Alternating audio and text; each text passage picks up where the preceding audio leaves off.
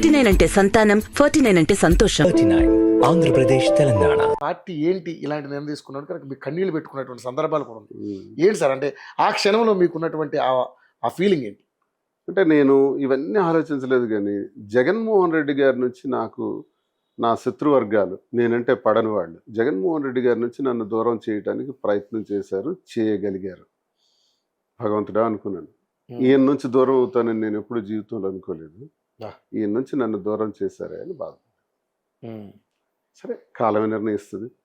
అభిమానం ఎక్కడికి పోతుంది? ఆ గుండెల్లో ఉన్న అభిమానం. అలాగని నాకు శాశ్వతంగా నేను రాజకీయాల్లో ఎలా ఉన్నప్పటికి కూడా నా అభిమానులు వీళ్ళు, రాజశేఖర రెడ్డి గారు కానీ జగన్మోహన్ రెడ్డి గారు కానీ. ఓకే, పార్టీలో మనం చూసాం.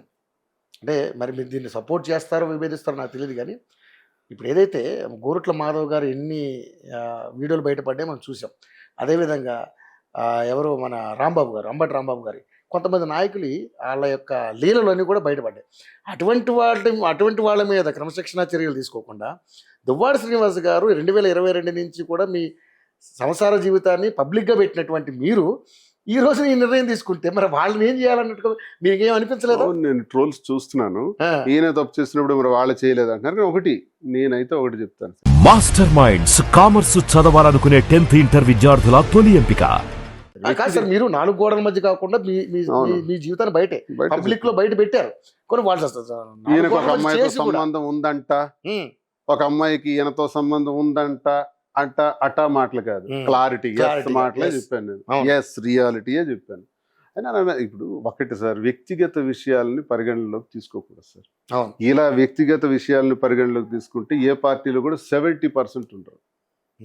అందరి చరిత్రలు పుట్టుమచ్చలే, అందరు పుట్టుమచ్చలు చొక్కాలు ఇప్పితే కనబడతాయి. 70% ఉనికే ఉండదు ఎవరికి. ఇది కరెక్ట్ కాదు. వ్యక్తిగత విషయాల్ని పరిగణలోకి తీసుకోకూడదు. ఫిర్యాదులు, క్రమశిక్షణ కమిటీలో నాకు నేనంటే పడని వ్యక్తులు, మా జిల్లా నుంచి ప్రాతినిధ్యం వస్తున్న వ్యక్తులు ఒకళ్ళిద్దరు, జిల్లా నాయకత్వాన్ని వస్తున్న వాళ్ళు ఒకళ్ళిద్దరు కలిపి ఆడినటువంటి నాటకం. అందుకే రాజకీయ క్రీనిడ అన్నాను. రాజకీయ క్రీనిడలో బలే అని అన్నాను. దాని అర్థం అది. వాళ్ళు చేశారు, వాళ్ళు చేసింది నేను స్వీకరిస్తున్నాను. ఎస్.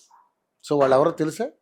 తెలియదు. దువ్వాడ శ్రీనివాస్ శత్రువులు ఎవరో ఈ పార్టీలో అన్నది అప్పుడు ఆ రోజు కాంగ్రెస్ పార్టీలో నన్ను ఎవరైతే సస్పెండ్ చేశారో ఆ సేమ్ ఓల్డ్ టీమే ఇప్పుడు ఉంది. అప్పుడు రాజశేఖర రెడ్డి గారికి నా నుంచి నన్ను ఎలాగైతే దూరం చేశారో ఇప్పుడు జగన్మోహన్ రెడ్డి గారి నుంచి దూరం చేసింది అదే టీం, పాత టీమే ఉంది.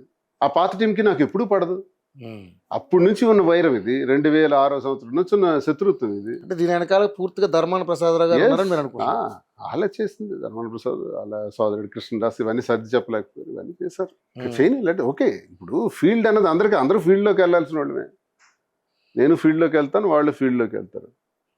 బ్యాటిల్ ఫీల్డ్లో తేల్చుకుందాం. ఓకే. మాస్టర్ మైండ్స్ కామర్స్ చదవాలనుకునే 10th ఇంటర్ విద్యార్థుల తొలి ఎంపిక.